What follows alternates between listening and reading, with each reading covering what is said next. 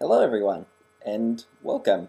If you are seeing this, I am dead, or I'm not, I'm not available to join class. Anyhow, this is going to be my part of the presentation. It's kind of dark in here. Let's move outside. Be much better. Bear with me one second.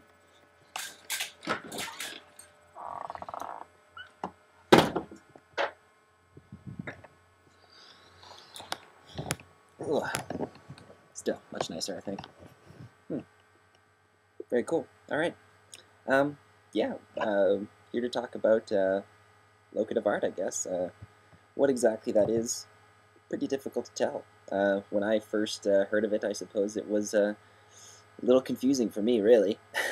But, I did what everybody else does in this situation. Hop on the internet, throw it into Google, and see what happens. And the definition that mostly started coming around was very closely linked to GPS and Wi-Fi and, kind of working with that very advanced technology, RFID chips, for example. My group will have spoken on that, I'm sure, a little bit, so I won't get into any of that.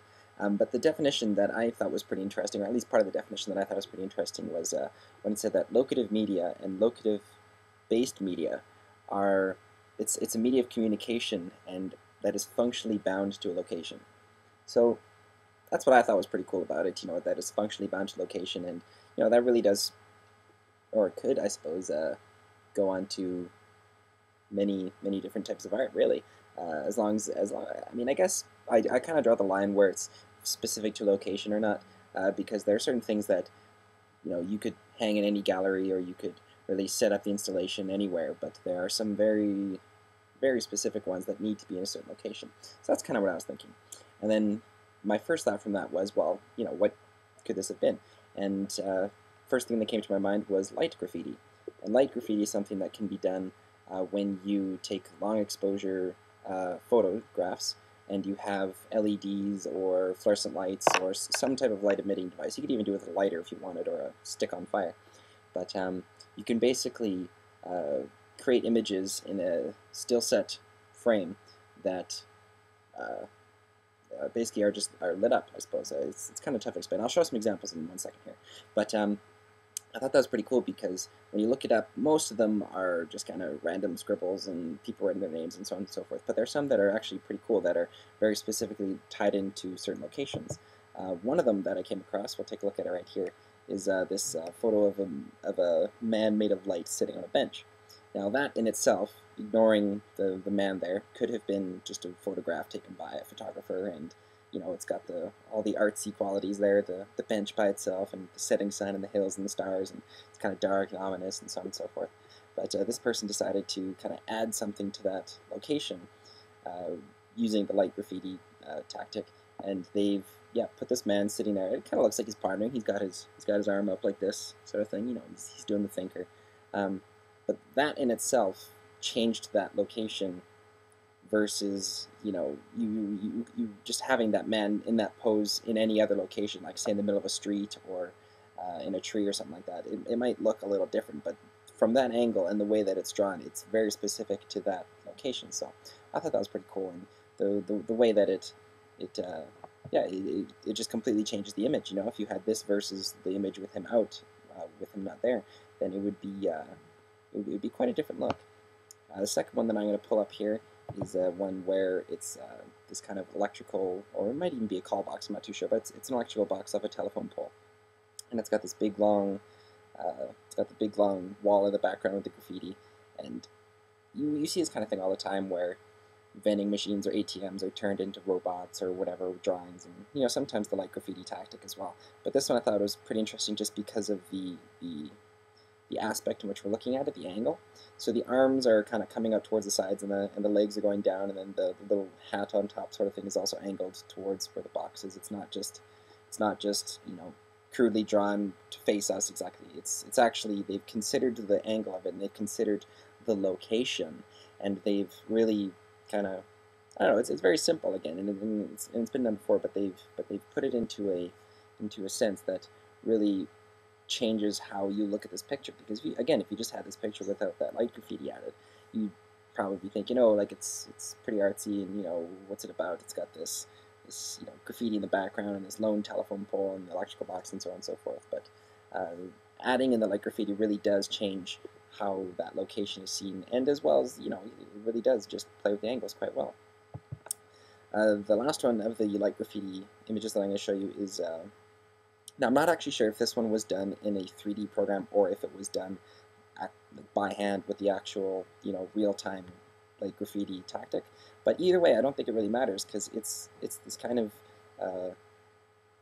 bowl-shaped area. I don't know if it's a swimming pool or if it's just kind of a cement, maybe a skate park or something like that, but basically it's got these plaid or kind of really wide crossing lines going across it, and what they've done though is they've again angled it. You can see up at the back there, they've angled it curving up along the edges so that it really does form fit the whole area. So I mean, again, it's just looking at a location and thinking, okay, what does this location have to offer as far as visuals are concerned, and then kind of playing with that one. If you had this same light structure, but again, say in a field or in a desert or in a forest or something like that, with this same kind of curving back and then the flat front part, it would just kind of feel really out of place. But having been said, in this location, it really does kind of form fit that whole thing. I mean, again, the whole light graffiti thing isn't.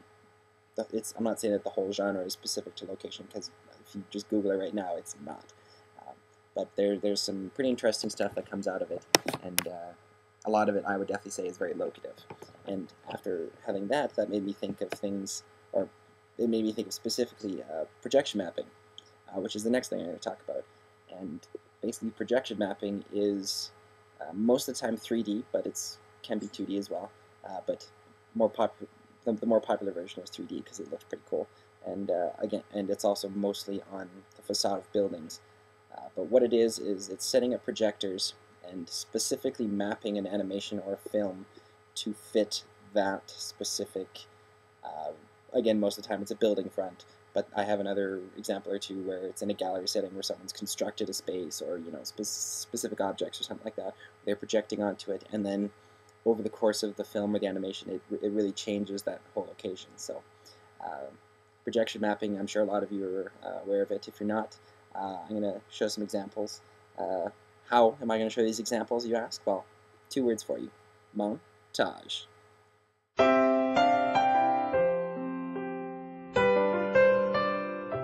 No, okay, sorry, we're not listening to that. I cannot take that. We're gonna switch out the music here, guys. Maybe something a bit better. Let's see. What about this? No. Okay, wait. Oh, here we go. Okay, what's this? Oh yeah, that's the money. Okay, that's it right there. Cool. Yeah, feel it. All right, enjoy, guys.